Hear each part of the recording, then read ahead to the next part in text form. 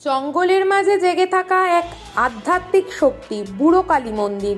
ভবানী পাঠক ও বামাখ্যাপার পূজিত এই মায়ের দরবারে স্বাধীন আকাশ, নিস্তব্ধতা আর বিশ্বাসের স্রোত আজও সমান তীব্রতায় প্রবাহিত। পশ্চিম বর্ধমান জেলার জামুরিয়া অঞ্চলে সিঙ্গারন নদীর তীরে ঘন জঙ্গলের বুক চিরে দাঁড়িয়ে আছে এই বুড়ো কালী মন্দির। চারপাশে নেই বিদ্যুৎ, নেই কোনো জাঁকজমক, তবু এখানে আছে এক অব্যক্ত শক্তির উপস্থিতি, এক গভীর আধ্যাত্মিক অনুভব। কয়েকশো বছর পুরনো এই মন্দিরে একসময় ভবানী পাঠক প্রতিদিন পুজো দিতেন, আর পরবর্তীতে বামাখ্যাপা এসেছিলেন এখানে গভীর ধ্যান ও আরাধনার জন্য। এই মন্দিরের বিশেষত্ব, মা কালী এখানে বিরাজমান স্বাধীন অবস্থায়। চারিদিকে শ্মশানের নিস্তব্ধতা, পাশে জঙ্গলের প্রকৃতি। এই মিশ্র পরিবেশ যেন এক অনন্য রহস্যময় আবেশ তৈরি করেছে। সময়ের সঙ্গে সঙ্গে সিঙ্গারন নদীর জল শুকিয়ে এখন প্রায় নালায় পরিণত, কিন্তু ভক্তদের বিশ্বাসের স্রোত একটুও কমেনি। প্রতি বছর কালী পুজোর সময় এখানে লাক্ষাধিক মানুষের সমাগম হয়। প্রতিধ্বনিত হয় ধূপ আলোর তীর্থসঙ্গীত, মাতৃস্মরণে ভরে ওঠে পুরো অঞ্চল। মন্দিরে নেই কোনো আধুনিক সাজসজ্জা, নেই বিদ্যুতের ঝলক, তবু আছে একটি জিনিস, অটুট ভক্তি, গভীর বিশ্বাস এবং মা কালীর অমর শক্তি। এই বুড়ো কালী মন্দিরই আজও মনে করিয়ে দেয়, যেখানে বিশ্বাস আছে সেখানেই বাস করে দেবী শক্তি। জামুরিয়া থেকে সুব্রত বাউরির রিপোর্ট, ইটাহার টিভি নিউজ। মেয়েটি মানে কি বলবো, অনেক বড় কথা, তো সংক্ষেপে বলছি। সেই মেয়েটিকে প্রতিপালন করেছিলেন ভবানী পাঠক, এবং পরে যার নাম হয়েছিল দেবী চৌধুরানী, তিনি এখানে আসতেন। ভবানী পাঠক এখান থেকে ওই দেবী চৌধুরানীকে শক্তি মন্ত্রে দীক্ষিত করেন, এবং এখানে উনি পুজো পাঠ করতেন। এখানে নীলকুঠি সাহেবদের অনেক নীলকুঠি ছিল, তিনি সেখানে মানে ডাকাতি করে সেগুলো গরিবের মধ্যে ধনসম্পত্তি তিনি বিলি করতেন। ভবানী পাঠক একজন স্বাধীনতা সংগ্রামী ছিলেন ভারতবর্ষের। যাই হোক, আর ব্যাপার হচ্ছে, তারাপীঠ থেকে ইগড়া জমিদার বাবু বাসন্তী চট্টোপাধ্যায় যখন ইগড়াতে বামদেবকে এনেছিলেন, তখন উনি চাকদোলা মোড় থেকে পায়ে হেঁটে এই মন্দির আসেন এবং এই মন্দিরে এসে পুজো পাঠ করেন। কাজেই এই মন্দিরটি একটি মহাতীর্থস্থান, মহাতীর্থ সিঙ্গারন।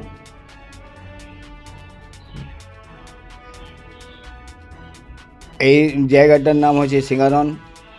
এটা সিঙ্গারন নদীর ধারে আছে বলে এটার নাম হচ্ছে সিঙ্গারন কালী। আরেকটা ডাক নাম আছে, সেটা হলো বুড়ি মা কালী, বুড়ি মা সিঙ্গারন কালী। তা এই মায়ের ইতিহাস অনেক দিনের, আজ থেকে আমাদের কাছে কমসে কম 300 বছরের এই রেকর্ড আমাদের কাছে আছে। তার আগের থেকেও মায়ের এখানে পুজো হয়েছে।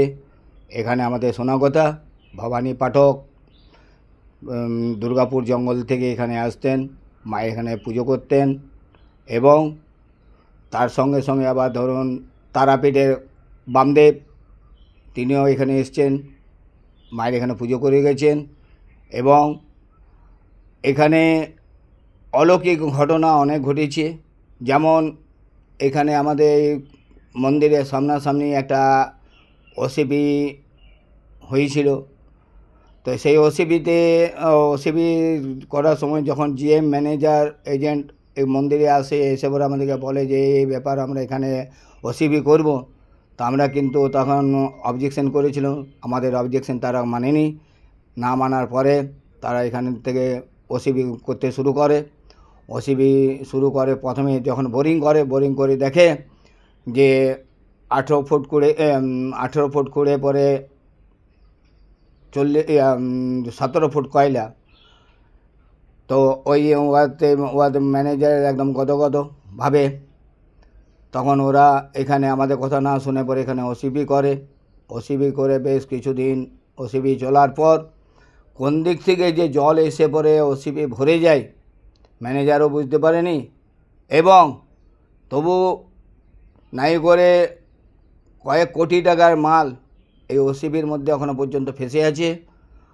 আর যখন ওসিপি হয় তখন এই মায়ের মন্দিরের চারিদিকে মালার মতন চারিদিক থেকে আগুন লেগে যায়, কিন্তু মায়ের মন্দিরে আমার কোনো ক্ষয়ক্ষতি হয়নি। এটা নিরিবিলির মধ্যে মন্দিরটা? একটা নিরিবিলি মধ্যে মন্দির আছে। মা কিন্তু কোনো আওয়াজ মানে কোনো শব্দ মা সহ্য করতে পারেন না, তার জন্য মা নিরিবিলির মধ্যে থাকেন। আগে তো মায়ের এখানে মূর্তি ছিল না, মায়ের এখানে আটন পুজো হতো, এবং তা আমরা আটন পুজো করার সঙ্গে সঙ্গে এখানে একটা ফটো লাগিয়েছিলাম। ফটো তারপরে কিছুদিন মায়ের ফটোর পুজো হয়। পুজো হওয়ার পর মা এক ভদ্রলোককে স্বপ্ন দেয় যে তুই আমাকে এখানে শিলামূর্তি দে। তো সেই শিলামূর্তি এখন মায়ের পূজিত হচ্ছে। কখন পূজাটা হয়? এটা কার্তিক মাসে দীপান্বিতা অমাবস্যাতে মায়ের মহামহা পুজো হয়। এই মায়ের 12 হাত লম্বা চুল, 3.5 ফুটের খড়ম এবং 3টি পাথরের নেত্র এখানটাতে আছে। ওটাও বলতে গেলে আপনার ধরুন বিরাট কথা বলা যায়। যখন এই মন্দিরটা সংস্কার হয়নি, যখন মন্দির এটা ছিল না, তখন এটা একটা ওই মাটির ঢিপ ছিল। সেই ওই মাটির ঢিপটা মা এত সুন্দর নিজের ঘরের মতন সাজিয়ে নিয়েছিল, অপরাজিতা গাছ দিয়ে, যেন এক ফোঁটা জল মায়ের মন্দিরে ঢুকতো না। তো যখন তপসি গ্রামের গঙ্গাধর চট্টোপাধ্যায় এখানে আসেন, এসে পরে বলে যে আমি মায়ের এখানে পুজো করব।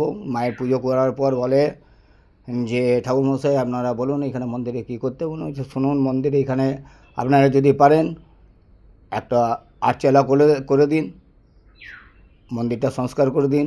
তখন তিনি লোক লাগিয়ে মিস্ত্রি লাগিয়ে এই মন্দিরে এই আটচালাটা তৈরি করেছি। মন্দিরে যখন কত মানুষের সমাগম হয়? মন্দিরে কমসে কম নাই করে 1,5 লোকের এখানে সমাগম হয়। এমনকি হিন্দু মুসলিম সবাই এখানকে মায়ের কাছে আসে, মায়ের কাছে পুজো দিয়ে যায়। হ্যাঁ, কি নাম আপনার? আমার নাম হচ্ছে দীপক চক্রবর্তী। আমি এই সিঙ্গারন কালীর মেন পুরোহিত।